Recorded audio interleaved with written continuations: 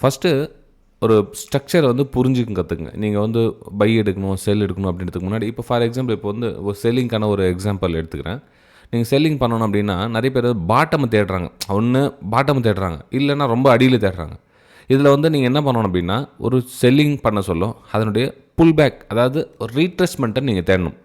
இப்போது ஒரு ரூ. 100 இங்கே இருக்குது அப்படின்றப்போ இங்கே கீழே வந்து கிட்டத்தட்ட ரூ. 90 வந்து மார்க்கெட் வந்துடுச்சு. அப்போது நீங்கள் இங்கே செல் பண்ணாலும் டேஞ்சர் தான். இங்கே வந்து எதிர்பார்க்க முடியும், இங்கே தான் வந்து எக்ஸாக்ட்லி செல் பண்ண முடியும்னு எக்ஸ்பீரியன்ஸ் பர்சன் இங்கே செல் பண்ணலாம்.